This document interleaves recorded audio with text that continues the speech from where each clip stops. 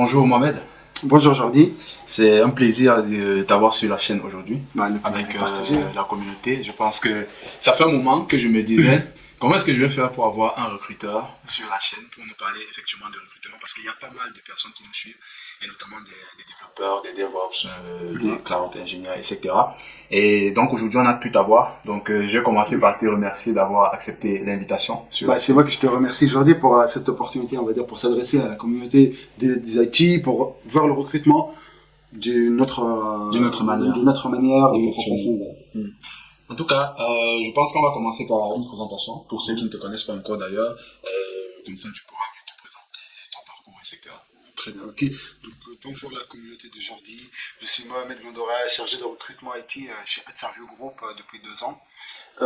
J'ai fait des études en management avec licence fondamentale en management en tant qu'administration des affaires et après un master professionnel en ingénierie des ressources humaines en Tunisie. Et j'ai commencé ma carrière professionnelle en tant que recruteur en 2019 avec un cabinet de recrutement, Manwork, si je peux bien sûr le mettre. Ouais, bien sûr, c'est... Après, tu ne dis pas Non, il y a, je pense qu'il n'y a pas vraiment de souci, donc tu peux nous... Voilà, tu peux nommer tout. Ok, donc c'était avec 2019 avec Manwork, cabinet de recrutement spécialisé en fait sur le recrutement des profils cadres et tout type de profils, quel que soit sur le secteur de l'informatique, d'IT ou bien sur d'autres fonctions support. Voilà, donc par la suite j'ai un peu en fait regardé ce qui se passe sur le marché de recrutement. International En fait, plutôt, j'ai commencé à national. J'avais pas en fait l'intention de regarder un peu au niveau international. J'étais plus au niveau national en Tunisie par rapport aux recruteurs. Et en même temps, l'entourage de la famille, tout ça, la majorité, c'était des développeurs et des ingénieurs donc informatiques. Ce qui m'a poussé à dire voilà, donc et moi je suis passionné par l'IT et tout ça. Pourquoi pas, je rejoins pas l'utile à l'agréable, quoi. Moi, j'ai fait du recrutement, j'ai la passion de l'IT, et pourquoi pas, en fait, rejoindre, en fait, directement, voilà, ça c'est coupé, hein. Ouais. Voilà. Pourquoi pas, en fait, unifier et faire l'union de ces deux fields, ensemble, et j'ai trouvé le recrutement IT. J'ai décroché une opportunité avec Neosoft Group en février 2020. En Tunisie toujours. En Tunisie toujours. Toujours en Tunisie. Avec Neosoft, voilà, donc c'était une expérience agréable. C'était la première expérience en tant que recruteur IT spécialisé sur les profils IT où on a fait une formation approfondie sur les profils IT. Donc des journées de recrutement, de sourcing, des entretiens, voilà, donc sur différents types de profils IT, par exemple des développeurs full stack, des clouds, des DevOps, des profils infra. Voilà, donc par la suite, après Neosoft, j'ai switché avec AdServio Group en septembre 2022. Tunisie toujours Toujours. J'ai commencé avec AdServio en Tunisie. Ok, voilà, j'ai commencé avec AdServio en Tunisie. J'ai fait une année en Tunisie avec AdServio. Par la suite, j'ai eu l'opportunité de venir en France, de travailler voilà, donc en France avec AdServio, toujours. Voilà, donc c'était de recrutement IT. Un peu la différence entre Neosoft et AdServio, c'était plus par rapport à mes tâches quotidiennes, c'était plus de responsabilité avec AdServio Group. Surtout, point de vue de recrutement, c'était le recrutement end-to-end, donc tous les étapes de recrutement. Et ça, c'est très important. De voir un peu les résultats de tous les entretiens que tu as fait après avec le candidat, d'assurer si les recrutés son onboarding, de suivre et tout. Voilà. Donc, et je suis toujours avec AdServio aujourd'hui. Et Inch'Allah. Je vais rester de toute façon. Je vais rester chez AdServio. Donc c'est vraiment c'est un environnement très très convivial avec les collègues et surtout avec voilà donc les collaborateurs IT quoi. Donc c'est très important aussi de garder cette relation avec les collaborateurs d'aujourd'hui quoi, qui sont chez AdServio, tout ça. Voilà, donc actuellement, comme je t'ai dit, je suis en France avec AdServio depuis, ça fait une année et 3 mois à peu près. Une année et 3 mois. Ouais, 1 an et 3 mois, donc avec eux. Ok, j'aurais quand même une petite question au niveau de la boîte où tu étais en Tunisie. Je sais pas, c'est Neosoft. Neosoft Group, ouais. Neosoft Group. Est-ce que ce que j'aimerais savoir, c'est déjà à partir de la Tunisie, ça veut dire qu'il y a des entreprises qui recrutent pour d'autres entreprises déjà au niveau de la Tunisie, ou alors ils recrutent pour des entreprises. C'est ça, on l'appelle le recrutement offshore. Okay. On va dire, pas externaliser le recrutement, mais des entreprises, des ESN en France qui ont des filiales en Tunisie. Ah, d'accord. Il y a des équipes de recrutement en Tunisie aussi, donc ça c'est très connu dans le monde de l'IT, des ESN, surtout dans le monde des ESN. Et du coup, il y a des équipes de recrutement qui font des recrutements pour des profils, voilà, pour des opportunités en France. D'accord. Voilà. C'était pas en fait des clients en Tunisie. Certes, il y a des entreprises en Tunisie qui font de recrutement. Mais c'est pas sur le continent, c'est pas. C'est pour ça en fait je pose la question parce que je sais que sur le continent, c'est pas quelque chose qui branche beaucoup les entreprises locales, c'est-à-dire de passer par des entreprises de recrutement. Globalement, je sais que généralement ils vont préférer déposer eux-mêmes la fiche de poste etc. pour que les gens puissent candidater. Exactement. Et pas toujours passer par des entreprises. En fait, externaliser le recrutement en Afrique. Je vais parler un peu le cas de la Tunisie, c'est plus pour des profils hautement qualifiés, des cadres, bien sûr. par exemple des cadres, des directeurs généraux, tout ça, voilà, donc c'est un peu ça. Ou bien, voilà, donc pour des profils qui sont un peu en pénurie et tout ça. Certes, aujourd'hui, par exemple, en parlant le marché du travail, par exemple, en Tunisie, c'est pour ça il n'y a pas assez d'externalisation de recrutement, parce que il y a pas mal des entreprises qui ont déjà leur propre projet, ce qui fait que eux-mêmes recrutent pour ces projets-là, qu'ils ont, et ils n'ont pas besoin vraiment donc d'externaliser le recrutement vers un cabinet de recrutement pour leur ramener des profils. Certes qu'il y a aussi l'image de marque d'une entreprise qui joue. Effectivement. Voilà, donc, ici. Effectivement. Voilà. Intéressant. Ça c'est un sujet qui est très intéressant parce que bon, on le sait, il y a beaucoup de demandes en Europe. Il y a beaucoup de demandes en Europe, mais en fait, il y a beaucoup qui pensent qu'il y aura beaucoup plus de demandes, mais on va voir au fur et à mesure. On va voir au fur et à mesure. C'est pas en train de descendre, mais plutôt un peu de ralentissement. Voilà. Donc on va en parler avec plus de détails certainement. Oui, bien sûr. Petit à petit lorsqu'on y arrive. Lorsqu'on y arrive. Dessus, Certainement. Surtout le marché du travail en Europe et en France plus précisément, parce que j'ai une idée par rapport en France plus que voilà, d'autres pays quoi en France. Parfait. Alors moi la prochaine question que moi j'aimerais te poser, parce qu'on se pose toujours la question de savoir un recruteur ça fait quoi de ses journées. Pourquoi je dis ça? Parce que on sait généralement que pour recruter, par exemple, tout à l'heure tu parlais de recruter des directeurs, des DevOps, des clouds. C'est-à-dire que toi, dans ta personnalité de recruteur, forcément tu n'as pas l'expérience du directeur, mais comment tu fais pour savoir si c'est la bonne personne? Donc ça c'est toujours un truc qui nous intéresse. Comment est-ce qu'on arrive à connaître si c'est un bon recruteur ou c'est un mauvais recruteur? Globalement, ça tourne sur quoi? Je crois que ce serait intéressant qu'on commence déjà par la première. À quoi ressemblent tes journées un petit peu? Et ensuite on pourra enchaîner là-dessus. Très bien. Ok. Les journées, en fait, ma journée par exemple, qui représente presque toutes les journées d'un recruteur, c'est toujours c'est comprendre le besoin. Ok. Donc de l'entreprise. Voilà, bien sûr. Le besoin que tu recrutes, donc tu recrutes un profil DevOps, il faut comprendre un profil DevOps, il fait quoi, il faut comprendre un profil full stack, il fait quoi exactement. Pas très approfondi techniquement parlant, mais au moins, donc, les ABC, je vais ajouter des. Voilà. Pas que les ABC. Je vois. Donc, une journée d'un recruteur, c'est toujours commencer de sourcer, le sourcing. Le sourcing, c'est-à-dire, voilà, donc, essayer de chasser des CV sur des job boards. Et aussi faire de l'approche directe sur LinkedIn, essentiellement. Et d'ailleurs, par rapport à LinkedIn, je ne te coupe pas, il y a, tu sais, tout le temps on est spammé par des recruteurs. C'est ça. En fait, tu vois, le quotidien, c'est harceler les ingénieurs IT. Harceler, bien sûr, voilà, donc, c'est-à-dire harceler, mais c'est pour leur bien aussi. De toute façon, moi, je les contacte pour des projets. Certainement, il y a des profils qui sont pas à la recherche, qui sont satisfaits. C'est pour cela, moi, je trouve qu'un recruteur aussi doit avoir un peu le sens de négociation. Parce qu'il ne faut pas s'arrêter à dire, voilà, donc, qu'une personne va te dire, je suis pas à l'écoute du marché, du coup, tu vas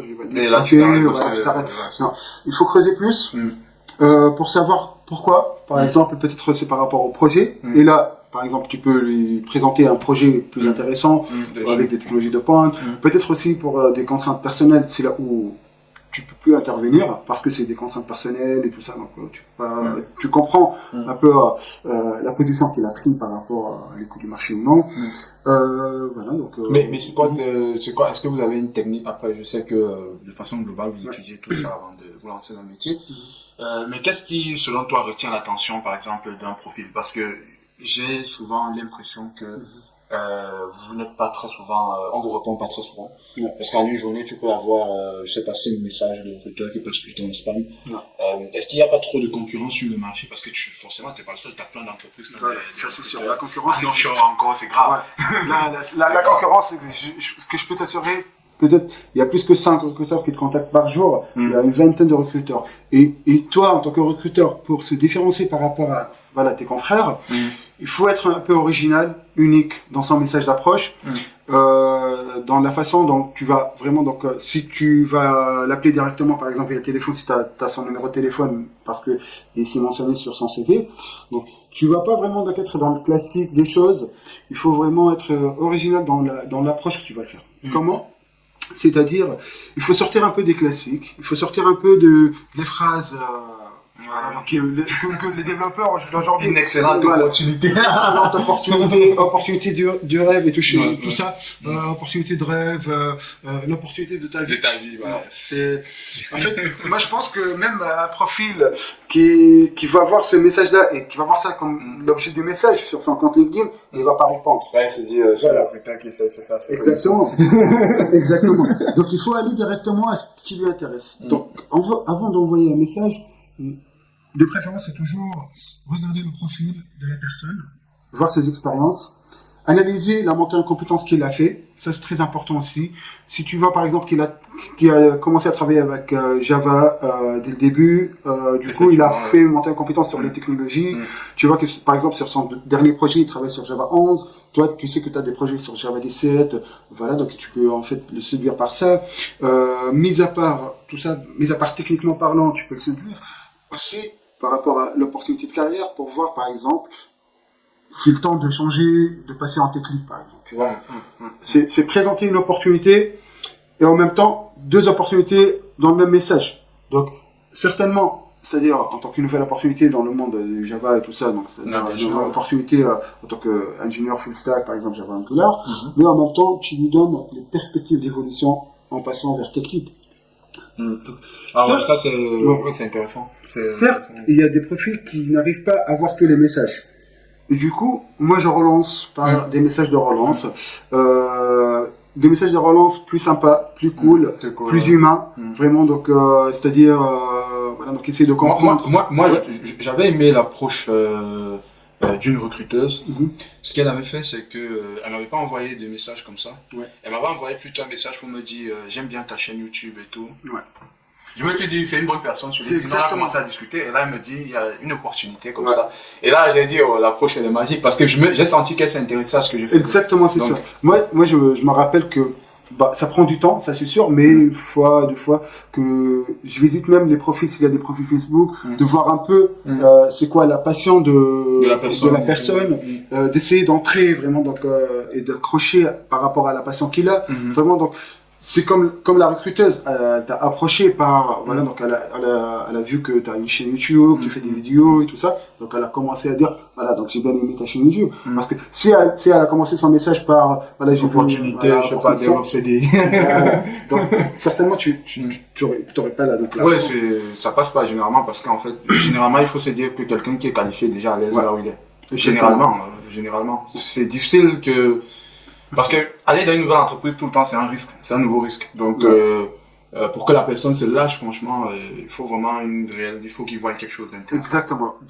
Ça, c'est de 1, de 2 aussi. Il faut que tu lui envoies et tu lui présentes un climat favorable pour lui, pour qu'il s'améliore aussi dans cette nouvelle opportunité, qu'il a une montée en compétences derrière, qu'il a tout un nouveau projet dans sa carrière derrière. Tu peux pas vraiment donc aussi faire quelle que soit venir une personne de l'étranger en France par exemple, ou bien même si la personne est en France et elle va changer la boîte, comme tu as dit, le changement c'est pas facile. Donc il faut prévoir tout un projet derrière pour cette personne-là. Voilà, c'est vrai. Intéressant. Donc du coup, tu parlais de LinkedIn. Après, tu utilises des outils, des CRM ou c'est des lancements plutôt manuels? C'est en fait sur LinkedIn, généralement les recruteurs, nous avons un compte LinkedIn Recruiter. Ce qui nous permet en fait d'affiner nos recherches avec des opérateurs booléens, avec voilà donc les différents filtres que LinkedIn nous donne. Vraiment. Parce qu'aujourd'hui, pour chercher par exemple un profil faut vraiment bien viser ce profil-là, parce que lorsque tu vas l'approcher par un message, tout ça, donc tu peux pas vraiment approcher un profil, par exemple DevOps, pour lui parler d'une opportunité en front ou en back. Effectivement. Voilà. Ça n'a pas de sens. Ça n'a pas de sens. Du coup, il faut bien mettre les termes techniques, il faut bien mettre vraiment donc les mots-clés pour bien affiner les recherches et bien viser les bonnes personnes. Et ça me permet de rebondir sur la question que j'avais tout à l'heure, parce que là, on parle quand même, par exemple, tu as fait des études en management, mais tu te retrouves en train de recruter peut-être des DevOps. Bon, c'est vrai que tu es passionné par l'IT, mais je pense pas que ce soit le cas de beaucoup de recruteurs. Et donc, tu as forcément dans le métier du recrutement, c'est quoi le bon recruteur, en fait? Pour toi, c'est quoi le bon recruteur? Le bon recruteur, c'est une personne qui analyse bien les besoins qu'il a déjà, qui comprend bien les besoins. C'est une personne qui connaît dans le métier. Donc, un recruteur IT, si on va parler d'un recruteur IT, au moins, il a les connaissances de base des profils IT. Voilà. Donc, c'est-à-dire, lorsque je vais parler avec lui des profils, on va dire, full stack, il va comprendre que ça veut dire full stack. Qu'il soit sur la partie back et tout ça.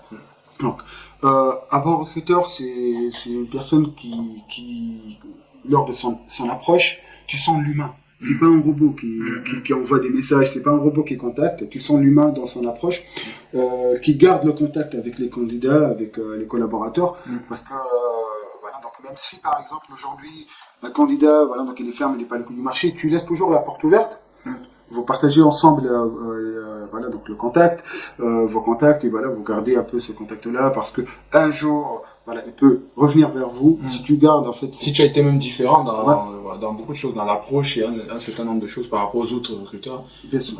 Tu devines directement peut-être la personne qui rencontre. Exactement, parce qu'il va se souvenir de toi. Il va dire, ouais, Mohamed, il m'a contacté, c'était des échanges rapides sur LinkedIn, mais c'était remarquable, quoi. Donc, il les a pas oubliés.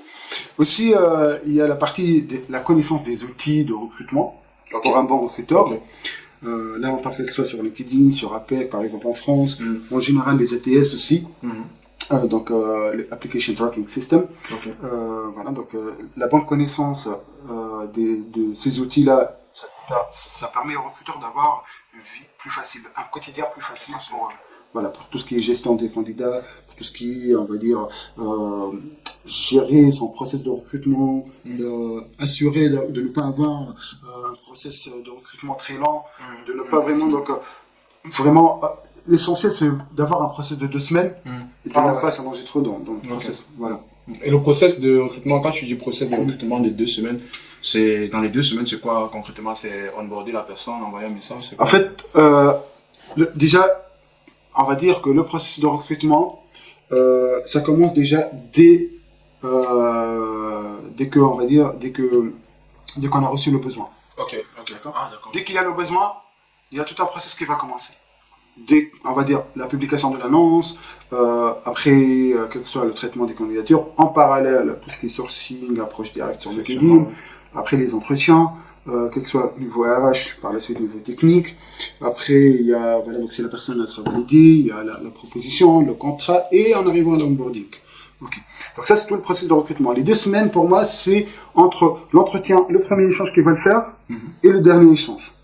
Voilà. Donc ça, c'est sûr. D'accord. 2 semaines, je vois. 2 semaines maximum. C'est 2 semaines entre les échanges, proprement dit, le premier contact avec le candidat et le contrat que tu vas lui envoyer. Effectivement. Voilà. Après, si on va parler de tout le processus de recrutement, comme je te l'ai raconté, là, aujourd'hui, la moyenne en France, c'est 11 semaines. Voilà. Avec contrat, faire les papiers. Avec l'analyse des besoins, avec la recherche des profils, trouver les profils, trouver la bonne personne et faire le contrat. Et voilà, donc l'onboarder, ça c'est tout dépend. S'il a un préavis, s'il a pas un préavis, s'il est dispo, voilà, donc c'est tout dépend. Mais généralement, la moyenne aujourd'hui qui a été en fait en 2023, c'est 11 semaines. Voilà, donc depuis, la source c'était le dernier article par RH Matin. C'est ça, ouais. C'est plus ou moins rapide en fonction de boîtes. Ça dépend aussi de 11 semaines, là on parle de presque de 3 mois. 4 mois. Ouais, à peu près 3 mois. Voilà. Un bon recruteur aussi, pour rester sur vraiment la question d'un bon recruteur, c'est d'avoir vraiment, donc on va dire, l'esprit d'analyse. Il faut bien analyser, on va dire, tout ce qui est les compétences techniques des candidats. Comprendre comment elles correspondent avec vraiment donc le besoin que tu as. Comprendre comment vraiment tu vas avancer avec ce candidat et analyser dès le début son CV déjà. Ok. Analyser son CV. Il faut préparer déjà l'entretien. Un bon recruteur qui prépare son entretien. Ça me fait penser à un truc. Est-ce qu'un recruteur fait, par exemple, là on parle de l'IT, c'est plus spécifique pour nous. Est-ce que tu fais des interviews, des entretiens, je sais pas, techniques si on peut parler, on peut un peu rester sur le cadre de l'entretien. Par exemple, quand tu fais le premier entretien, généralement c'est quoi? Est-ce qu'un recruteur déjà IT peut faire un entretien technique? Aujourd'hui, le recruteur IT fait un recrutement technique, mais non, c'est pas très approfondi techniquement. Il va faire le premier crémage technique. C'est-à-dire, il va certainement poser des questions techniques. Et parfois, même les candidats, ils se posent la question. C'est pas le premier échange. C'était pas normalement censé RH, soft skills. Et là, ça pousse déjà trop, là. Moi, honnêtement, mon entretien, c'est plus, certes, il y a la partie soft skills, tout ça, mais aussi poussé techniquement. Aujourd'hui, je prépare mon entretien comme si un candidat qui va préparer son entretien. Avant je sais très bien que j'ai un entretien avec une personne, donc je vais regarder son CV, je vais voir, voilà, donc il a fait quoi, qu'est-ce qu'il a fait, et je vais me renseigner aussi, certainement. Aujourd'hui, avec vraiment donc la porte ouverte de l'internet, t'as tout. ChatGPT, t'as tout. Tu demandes. Voilà, si tu veux savoir un peu la différence entre des technologies, entre vraiment donc des frameworks, un truc comme ça, la différence des versions, tout ça. De préférence. Voilà, donc tu prépares à l'avance ton entretien en tant que recruteur pour que tu sois directement dans le cible. Tu vas pas poser des questions comme ça à RH avec même le profil peut s'en rendre compte. Bien sûr. Il va se dire c'est quoi cette entreprise. Exactement. En fait, déjà pour moi je trouve et je pense que un profil IT passionné par ce qu'il fait, il va dire oui c'est pas mal. Un entretien ou une éclairage technique. Ce qui va dire que voilà, c'est directement on est entré dans le sujet technique, parce que je sais très bien vous, en tant que des profils techniques, vous aimez pas trop en fait le blablabla de la partie RH. Voilà, donc c'est ce que j'ai remarqué, mais ça c'est très essentiel aussi. On va en parler par la suite, voilà, donc si tu veux de ce qu'un profil technique aussi doit en avoir pour aujourd'hui se concurrencer par rapport à ses collègues et voilà donc ses amis dans le marché IT.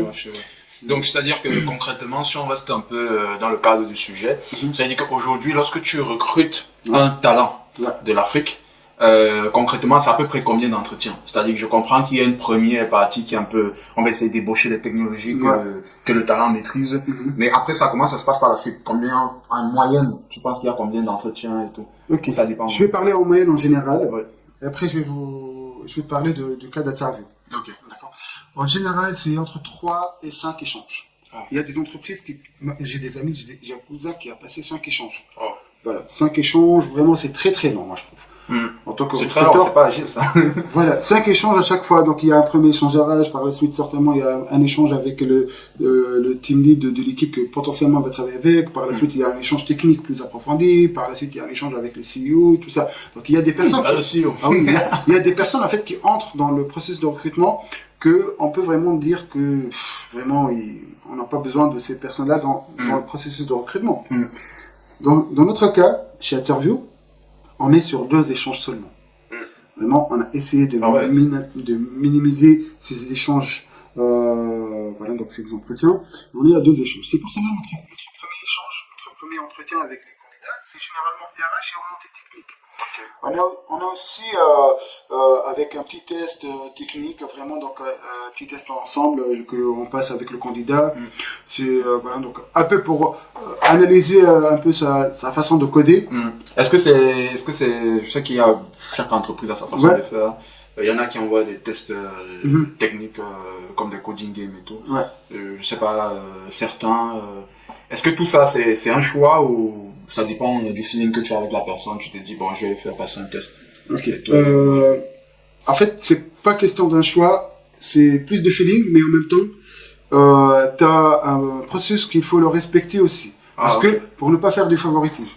Parce que pourquoi, par exemple, tu passes un test, par exemple, technique avec cette personne et tu ne le passes pas avec une autre. Moi, honnêtement, si, par exemple, je trouve une personne voilà, un test, ça peut être un petit exercice de code rapide aussi. C'est pas vraiment donc un test approfondi où le candidat doit vraiment donc, consacrer 2 heures pour le faire. Voilà. Du coup, ce qui fait que quoi?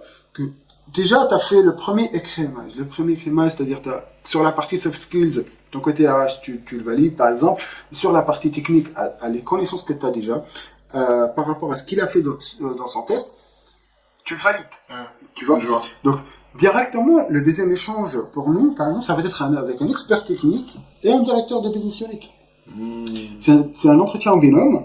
Ça sera une partie technique et une partie qu'est-ce qu'il y a comme projet par rapport à la vue qu'elle a demandé ce besoin-là. Donc, qu'est-ce qu'il y a comme projet? La partie technique, elle va être plus poussée techniquement. Il n'y aura pas de test technique, mais ça va être plus poussé techniquement par rapport à ce qu'il a fait. Toujours à ce qu'il a fait le candidat. On ne va pas lui dire un truc qu'il n'a pas fait sur son CV, qu'il ne s'est pas mentionné sur son CV. Voilà. Donc, effectivement. C'est pour cela, pour les candidats, pour moi, il faut bien rédiger leur CV. Parce que tu vas être jugé par rapport à ce que tu as fait. Il ne faut pas que tu racontes n'importe quoi dans le CV. Exactement. Parce que tu en as des candidats qui peuvent mentir dans le CV. Ah oui. Ça existe. Ah, là, je t'assure, aujourd'hui, j'ai vu des CV où il y a du Java, du PHP, du .NET, toutes les technologies, c'est mentionné. Le mec, il était sur Max. Voilà, et tu trouves, c'est un profil, par exemple, de 5 ans, 6 ans d'expérience, tu le trouves comme ça, mais vraiment, par exemple, toi, tu as un besoin du Java, tu vas dire, mais réellement, il a travaillé, par exemple, 6 mois sur Java. Tu vois. Mais parfois ça existe aussi, hein. Ça existe. Parfois c'est vrai. C'est pour ça en fait, comme tu disais, peut-être finalement il faut des tests pour véritablement tester et savoir un peu le niveau du candidat et tout. Exactement, ça existe. Bah, c'est pas mal ça, mais en même temps, se spécialiser sur une technologie et travailler sur cette technologie-là et monter en compétence sur cette technologie-là, moi je trouve plus intéressant que toucher 5-6 technologies et tu maîtrises à 40% voire 50% maximum toutes ces technologies. Vraiment de préférence. Avoir un truc, quoi. Spécialisé, voilà. Avoir un truc, oui. Bah, après, tu peux switcher, hein. On a un collaborateur aujourd'hui chez AdServio qui a fait du .NET et du Java, avec 12 ans d'expérience. 6 ans. Tu vois? Mais, c'est pas ça le souci. Le souci, c'est que tu mets un truc. Une technologie base, en fait. Ça, tu le maîtrises. Si on dit on veut voilà. un dev PHP, faut que, majoritairement, sur ton CV, tu fasses du PHP, quoi. Exactement. Ça doit être le truc qui rayonne. Bien sûr. Et en même temps, il y a un truc que j'ai remarqué, voilà, donc aussi sur les profils. C'est par exemple, une entreprise, là je parle de façon générale, demande voilà, par exemple, un profil de 3 ans, par exemple. Toi, en tant qu'un profil sorti d'école, jeune diplômé, je te conseille pas de postuler directement sur l'annonce. Si vraiment, donc, tu veux décrocher ce job-là, tu contactes le recruteur de la boîte directement sur son messagerie, LinkedIn ou un truc comme ça.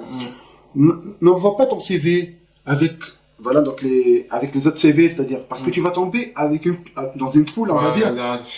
Et forcément, t'es pas le plus. Il y a toujours exactement. Et en même temps, il y a des logiciels aujourd'hui qui filtrent les CV avant même que le recruteur les regarde. Ah oui, en amont.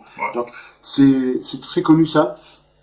Donc par exemple, moi c'est comme un peu de la. En fait, ce que tu nous dis là, c'est très intéressant. C'est-à-dire que la plupart on va dire, des CV ou bien des jobs sur lesquels on postule sur LinkedIn, en réalité, les humains ne regardent même pas. C'est-à-dire qu'il y a des logiciels qui filtrent en amont et qui vont juste garder, en fait. Il y a des entreprises, exactement, qui ont des logiciels qui filtrent déjà les CV qui ne correspondent pas. Avec, voilà, donc, je comprends pas. Voilà. Et après, la personne, elle va dire, bah, ils m'ont pas contacté, ils m'ont pas donné un retour. Bon, voilà. Et ça met en péril la personne aussi. Tu envoies ton CV, tu candidates, tu postules. Tu reçois pas un retour, ni positif ni négatif, ça c'est mal. C'est mal vu, même en tant qu'entreprise, tu vois. Mais assure-toi qu'il y a des logiciels derrière qui filtrent, qui filtrent en amont et que le recruteur ne les voit pas. Par exemple, tu as mis comme exigence 5 ans d'expérience, par exemple, les profils qui ont 3 ans, forcément, tu vas pas les voir. Tu vas pas les voir. Voilà. Et c'est pour cela, moi, je conseille ces gens-là, ces personnes-là, de faire quoi? Tu veux ce job-là? Tu contactes directement le recruteur. En fait, je vais te raconter un truc. Il y a une personne qui m'a contacté directement sur LinkedIn par message. Voilà, donc il m'a envoyé une invitation de relation sur LinkedIn. Je l'ai accepté. Par message, il m'a envoyé un message. Et il m'a dit, certes, je suis jeune diplômé, mais ce que je fais, c'est ma passion et je suis très doué dans ce que je fais. Et du coup, et moi, tu m'envoies un message comme ça. même si tu es jeune diplômé, je veux dire, voilà, cette personne-là a déjà, après le temps de te contacter, après le temps de t'écrire un message personnalisé à toi, c'est comme un ingénieur, il veut avoir un message personnalisé à lui. Toi, lorsque tu vas envoyer un message personnalisé à un recruteur, parce que moi, en tant que recruteur, tu m'envoies un message, je sais très bien si c'est un message générique ou non. Tu lui envoies, t'envoies ce message-là à tous les recruteurs ou non. Tu vois. Et voilà, donc il y a aussi de l'empathie. Parce que quand même, une personne jeune diplômée, tu dis, donne-moi ma chance. Ah bah, il faut lui donner la chance, parce qu'il y a des pépites dans la vie. Il y a des gens qui vraiment, donc, qui méritent d'avoir cette chance-là, et de ne pas regarder seulement leur CV et les juger sur les CV. Les personnes sont pas une seule feuille. Il faut pas résumer la personne en une seule feuille. Il faut passer au-delà de ça. Et voilà. C'est vraiment ce côté humain dont tu parlais là, qui c'est très essentiel. Ah oui. Un recruteur qui va s'arrêter sur les exigences qu'il a et petit à petit il va devenir un robot. Il va oublier son côté humain. Il va oublier voilà donc qu'il donne des opportunités à des gens pour un avenir meilleur, quel que soit techniquement parlant ou bien même sur la partie pécuniaire et tout ça. Mais il faut jamais oublier son côté humain. Voilà, c'est très essentiel. Alors, une question, on va essayer d'avancer. Ça, c'est des questions que des personnes m'ont personnellement envoyées par rapport à cet entretien. C'est quoi la plus grosse difficulté de recruter en Afrique, par exemple? C'est-à-dire des profils en Afrique pour... oui, globalement, je sais que la plupart des boîtes européennes veulent prendre la crème de la crème. Donc, forcément, des seniors qui sont en priorité. C'est quoi la difficulté actuellement de recruter? Je veux dire vraiment dans tout le process, hein, pas juste sourcer comme tu disais. Dans tout le process, faire venir en Europe, etc. Tout ça, c'est quoi la... Aujourd'hui, par exemple, en Europe, il y a pas mal de pays qui ont mis des process plus faciles pour recruter en Afrique. Pour recruter des profils qui viennent de l'Afrique. Voilà. Sinon, si on veut parler de tout ce qui est process administratif et tout ça, c'est pas ça le problème. Le problème, en fait, n'a jamais été des papiers. Donc, parce que, par exemple, en France, il y a 3 catégories de papiers que tu peux faire pour un profil qui va venir de l'étranger. Soit tu vas le recruter en tant que salarié. Normal. Voilà, salarié normal, donc il va passer par le FI et tout ça. Soit tu vas le recruter en tant que salarié qualifié, voilà, donc ce qu'on appelle, ce qui est connu par passeport talent. Et ce qu'on appelle passeport talent, il y a passeport talent entreprise innovante. Et là, c'est un avantage que la France voilà, donc, a mis pour faciliter. Voilà. Mais pour avoir le label entreprise innovante, il faut avoir un projet innovant, un projet vraiment donc, qui est dans l'innovation, avec des nouvelles technologies et tout ça, et que les personnes que tu vas aller recruter, qui vont travailler sur ces projets-là et tout. Voilà. Donc, mis à part ça, il y a le passeport talent qu'on appelle carte bleue européenne, c'est le CBE, avec un salaire minimum, aujourd'hui à peu près dans les 53 800, un truc comme ça. Voilà. Donc, il y a pas mal d'entreprises qui ont un peu de la réticence par rapport à passeport talent, CBE. CBE. Voilà. Du point de vue entreprise, mais pas du point de vue talent. Du point de vue talent, c'est intéressant. Du point de vue talent, c'est intéressant. Bien sûr. C'est du point de vue entreprise parce que l'entreprise paye des frais pour donc pour amener une personne de l'étranger, lui donner un passeport talent, carte bleue européenne, donc CBE. Donc elle a des frais à payer. Mais l'entreprise innovante, il ne paye pas vraiment. Elle a des frais aussi, mais le minimum c'est différent. Aujourd'hui, par exemple, le minimum d'un salaire que tu dois le donner à une personne qui vient de l'étranger dans le cadre d'une entreprise innovante, c'est 42 406 €. Voilà. Donc, tu lui donnes par exemple 43 000, 45 000, donc tu es au-dessus des 42 000 requis par la loi, et tu es au-dessous des 53 000 pour le CBE. Donc, il faut être au milieu en fait. Même si non, mais sur le plan administratif, tu peux même lui donner ça à 60 et faire une entreprise innovante. Voilà. Il y a pas, en fait, c'est pas, si tu dépasses les 53, tu dois obligatoirement le faire venir en tant que passeport talent CBE. Voilà. On a dit vraiment, donc c'est pas les paperasses qui le plus gros problème. En fait. Non. Aujourd'hui, malheureusement, en Afrique, c'est la nature des projets et les technologies dans les projets. Il y a quelques entreprises qui travaillent avec des technologies de pointe. Généralement, la majorité des projets, c'est des projets avec des legacy.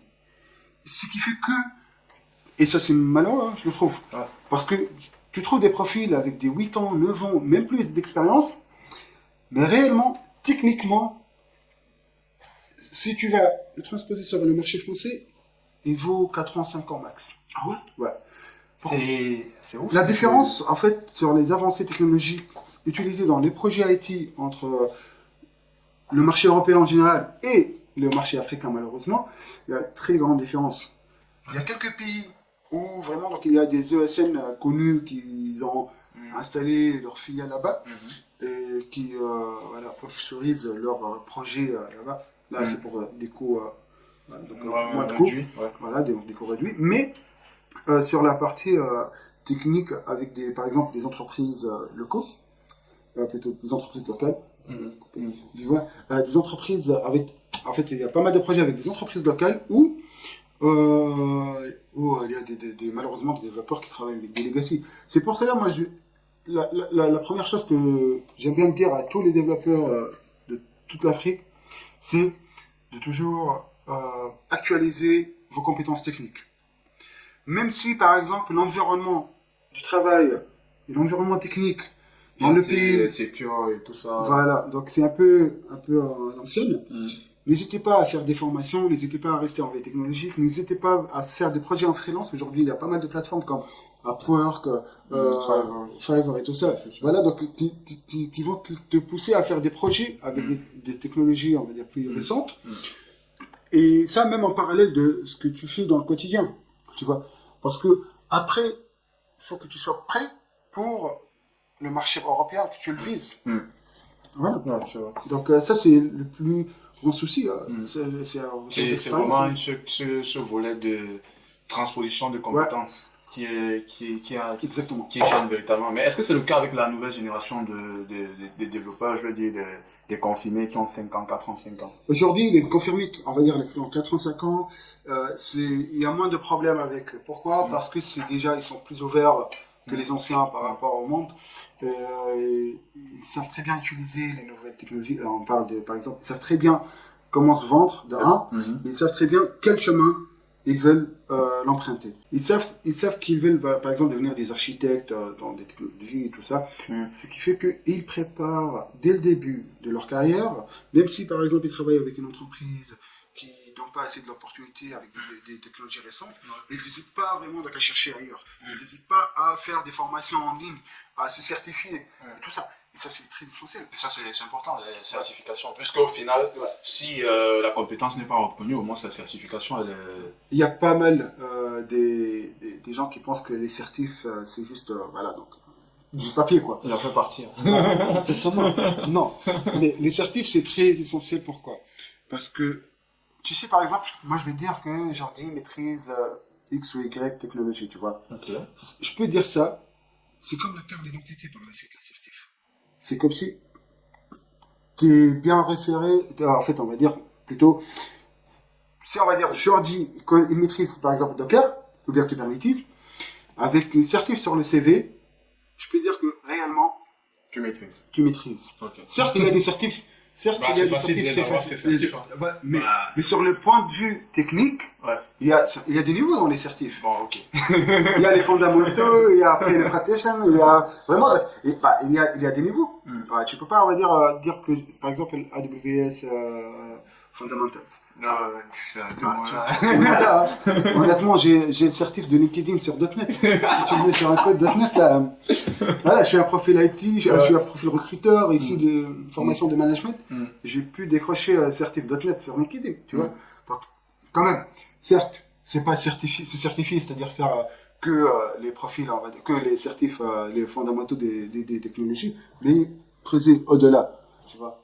Après, par exemple, aussi, ce que je conseille les gens de faire, par exemple, si tu passes ce niveau-là, toujours mettre le dernier niveau que tu as obtenu.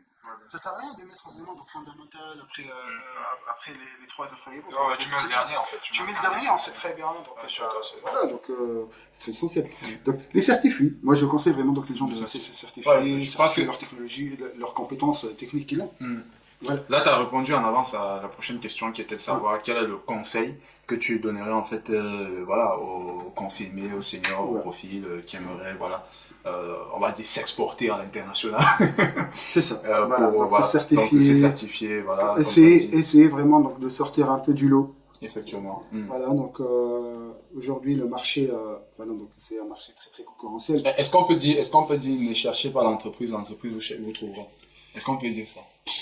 Ça c'est oui et non. Oui et non. Oui et non. Oui, dans le cas où vraiment donc, par exemple, c'est un bon profil.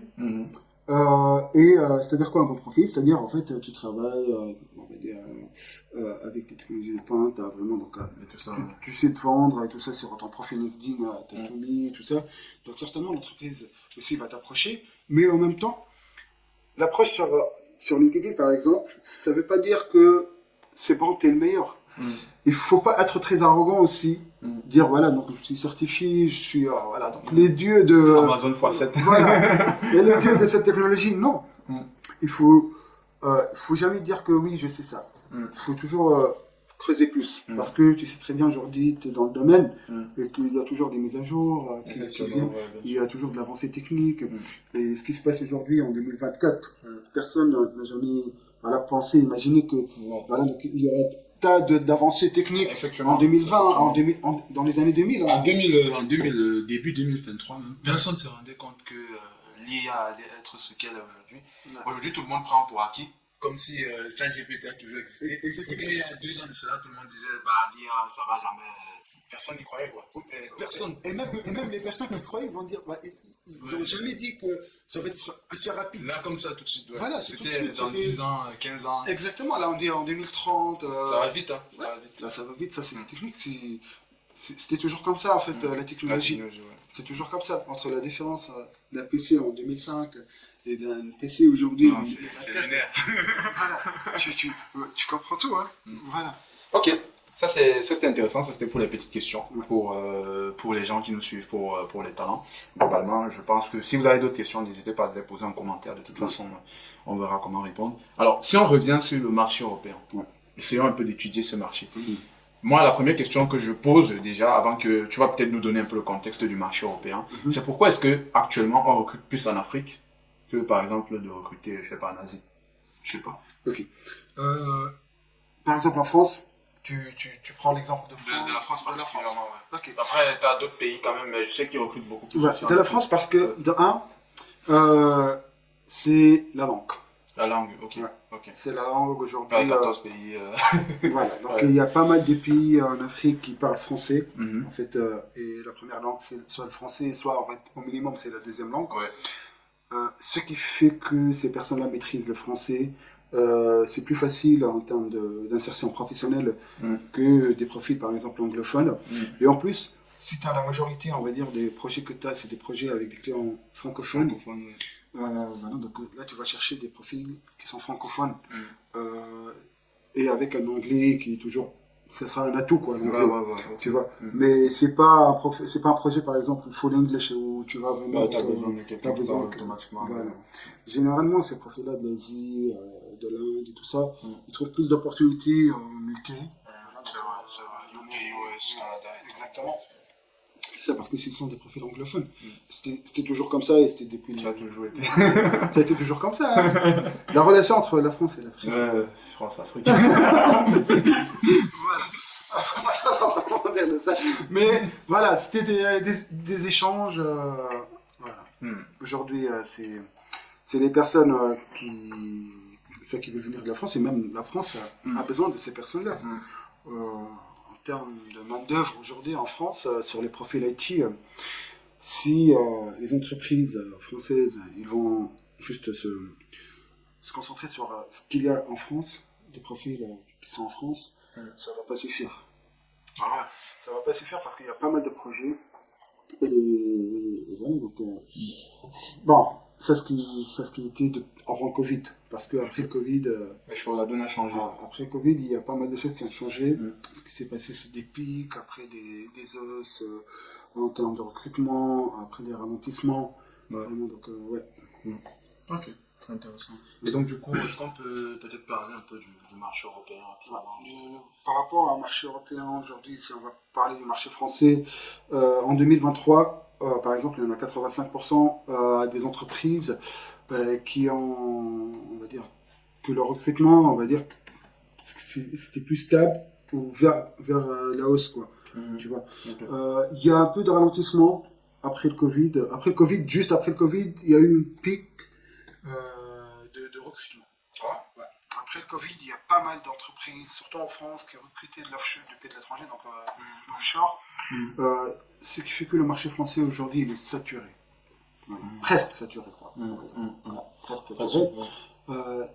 Aujourd'hui aussi, ce qu'on remarque, surtout en 2024, et plutôt fin 2023 et début 2024, c'est une entreprise sur deux, dans le monde de l'IT, recrute plus des profils confirmés et seniors que des jeunes diplômés comme avant.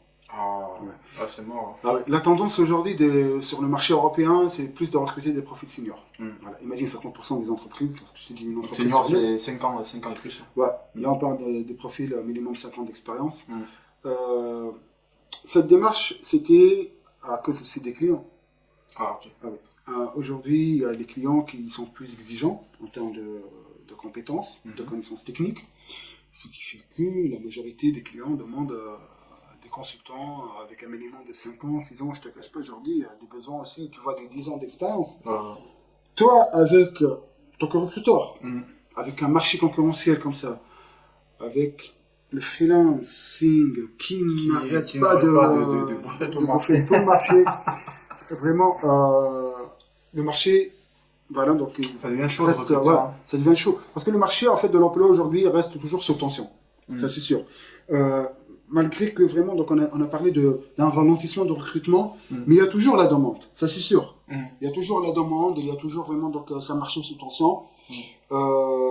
Là, en quelques chiffres, là, on parle de vraiment, donc, la création de ce secteur-là, le secteur de l'IT, qui a créé en France en fin 2022, début 2023, parce que les chiffres de toute l'année 2023 qui sortent bientôt, voilà, donc, dans le premier trimestre 2024, il y a 47 000 emplois nets. Net, c'est-à-dire, voilà, donc des emplois ceux qui sont déclarés Pôle emploi, bien APEC et tout ça. Voilà, donc, ça dit combien? 47 000. Voilà. Ce qui représentait, en fait, sur chaque nouvel emploi en France, un emploi sur 6, c'est le recrutement dans le secteur d'IT. Tu considères ça? Ouais. Là, si on parle des profils IT, ouais. Un recrutement sur 6, c'est des profils IT.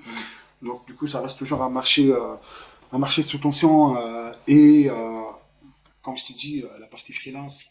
Aussi, l'apparition beaucoup des entreprises qui font du portage salarial.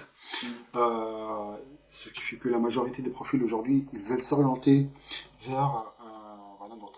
Ce modèle. Ouais, ces modèles-là, le portage et le freelance.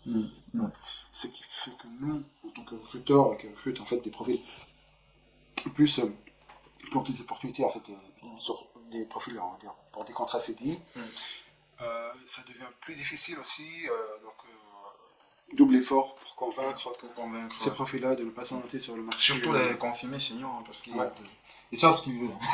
Ils savent ce qu'ils veulent, mais en même temps, c'est pour cela, moi, je suis plus dans l'approche projet et salaire. On ne peut pas nier ça. On ne peut pas nier aujourd'hui que pour ce profil-là, c'est important le salaire. Il faut accepter de payer aussi. Il faut accepter de payer. Exactement, tu as bien dit, Jordi.